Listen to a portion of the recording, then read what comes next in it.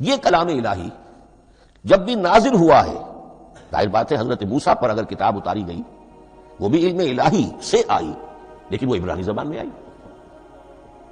حضرت عیسیٰ علیہ السلام پر انجیل اتاری گئی، ہم یقین سے نہیں کہہ سکتے، دو میں سے کسی ایک زبان میں اتاری گئی ہوگی، یا عبرانی ہوگی، اس لیے کہ شام کے جس علاقے میں، فلسطین کے جس علاقے میں ان کی پیدائش ہوئی اور جہاں وہ دعوت و تبلیغ کے لیے گھومتے رہے، اس کے عوام کی زبان تھی آرامی اور خواص کی زبان تھی عبرانی، ہیبریو۔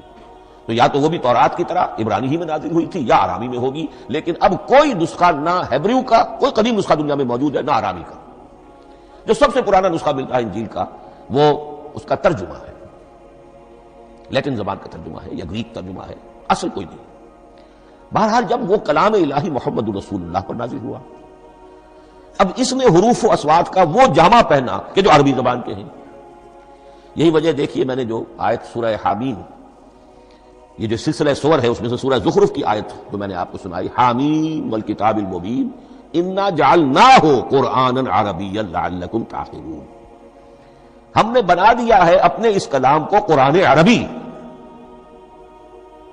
اس کو عربی حروف و اصوات کا جامہ ہم نے پہنا دیا ہے، انا جعلناہ قرآنا عربیا لعلکم تعقلون، کہ چونکہ مخاطب اول جو قوم تھی امیین، ان کی زبان عربی تھی، لعلکم تعقلون، تاکہ تم اس کو سمجھ سکو۔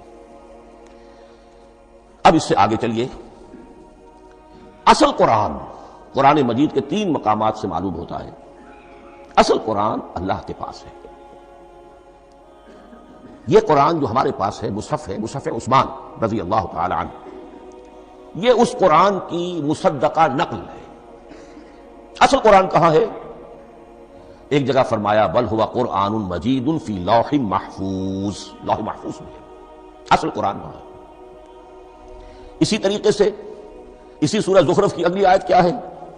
ہم نے اسے عربی قرآن بنا کر اتارا، لیکن اصل قرآن کیا ہے؟ وَإِنَّهُ فِي أُمِّ الْكِتَابِ لَدَيْنَا لَعَلِيٌّ حَكِيمٌ، حقیقت میں تو یہ الکتاب میں ہے جو ہمارے پاس ہے، اور علی ہے بہت بلند، حکیم بڑی حکمت والا، یا محکم مضبوط، حکیم کے دونوں معنی ہیں۔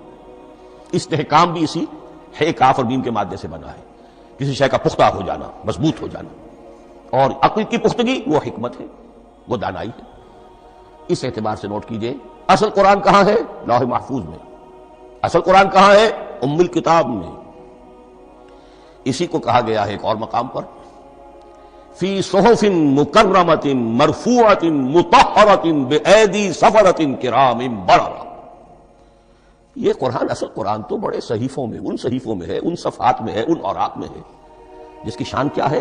مکرمۃ، ان کی انتہائی تعظیم کی جاتی ہے، مطہرۃ، نہایت پاک صحیفے، فی صحف مکرمۃ مرفوعۃ، بلند و بالا، مطہرۃ بأیدی سفرۃ کرام بررہ، ان فرشتوں کے ہاتھ میں جو بہت باعزت، بہت اونچے درجے کے، ان کے ہاتھوں میں ہے، وہ لوگ ہیں کہ جو اس کی تحویل میں ہے یہ کلام پاک، فی صحف مکرمۃ مرفوعۃ مطہرۃ بأیدی سفرۃ کرام بررہ۔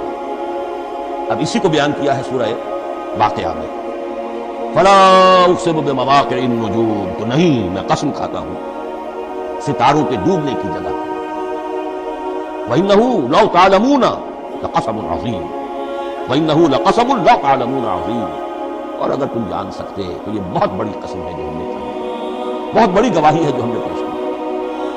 اب تدریجاً اس کا انکشاف ہو رہا ہے، یہ آج جو تصور ہے بلیک ہولز کا، اس سے کچھ اندازہ ہوتا ہے یہ ستارے کہاں ڈوب جاتے ہیں، بڑے بڑے ستارے نسیم منسیہ ہو جاتے ہیں، ستارے نہیں، پوری گیلیکسیز اس میں گم ہو جاتی ہیں، وہ مقبرے ہیں بڑی گیلیکسیز کے۔ فلا اقسم بمواقع النجوم وانه لقسم لو تعلمون عظیم انه لقرآن کریم، یہ قرآن ہے بہت باعزت، فی کتاب مکنون، اور یہ اس کتاب میں جو چھپی ہوئی ہے۔ یہ لؤلؤ مکنون کا لفظ آتا ہے قرآن مجید میں، جیسے موتی ہوتے ہیں چھپا کر رکھا جاتا ہے ڈبیوں میں، مخملی ڈبیوں کے اندر موتیوں کو، اسی طریقے سے فی کتاب مکنون لا یمسہ الا المطہرون، وہ صحیفے بھی بہت مطہرہ تھے اور ان کو چھو نہیں سکتے مگر وہی جو انتہائی پاک ہیں، ملائکہ مقربین، جن کے قریب سے بھی ہو کر معصیت یا گناہ کا کوئی تصور تک نہیں گزر سکتا، وہ ہیں جو اس کو چھوتے ہیں، ان کے ہاتھوں میں ہے، ان کی تحویل میں ہے۔ یہ ہے وہ چیزیں کہ جس سے اندازہ ہوا کہ اصل قرآن کہاں ہے۔ یہ جو ہمارے پاس ہے در حقیقت یہ نقل مطابق اصل ہے، مصدقہ نقل ہے۔ اب اس میں آپ سے عرض کر دوں کہ ایک بہت خوبصورت بات ہمیں جو ملتی ہے تورات میں جو استثناء، جو صفر استثناء ہے ڈیوٹرانومی، اس کے 18ویں باب میں 18ویں اور 19ویں آیات میں ہے، اس میں ذکر ہے میں ان کے لیے انہی کے بھائیوں میں سے تیری مانند ایک نبی برپا کروں گا۔ اللہ تعالیٰ کلام فرما رہے ہیں یہاں حضرت موسیٰ علیہ السلام آج بھی موجود ہے، اولڈ ٹیسٹمنٹ ڈیوٹرانومی یا کتاب استثناء صفر استثناء، اس کا 18واں باب، اس کی 18ویں اور 19ویں آیات جب چاہے جا کر میں ان کے لیے ان کے بھائیوں ہی میں سے تیری مانند ایک رسول اٹھاؤں گا، میں ان کے لیے انہی کے بھائیوں میں سے تیری مانند ایک نبی برپا کروں گا اور اپنا کلام اس کے منہ میں ڈالوں گا، اور جو کچھ میں اس سے کہوں گا وہی وہ ان سے کہے گا۔ یہ ہے جو پیشن گوئی ہے محمد رسول اللہ صلی اللہ علیہ وسلم۔ اور یہاں وہ فرق واضح کر دیا گیا، اے موسیٰ تم سے تو یا تو ہم نے کلام کیا ہے یا تمہیں جو کتاب دی ہے وہ لکھی ہوئی ہے، لیکن جو نبی تیری ہی مانند میں برپا کروں گا۔ اب اس میں بھی غور کرنے کی بات ہے کہ حضرت موسیٰ کے مشابہ نبی اکرم صلی اللہ علیہ وسلم کے سوا کوئی نبی نہیں۔ صاحب کتاب وہ بھی تھے، صاحب کتاب محمد بھی، صاحب امت وہ بھی تھے اور صاحب امت محمد رسول اللہ تیری مانند۔ صاحب شریعت حضرت عیسیٰ صاحب شریعت نہیں تھے، شریعت موسیٰ ہی کو نافذ کرنے کے لیے آئے، ان کی حیثیت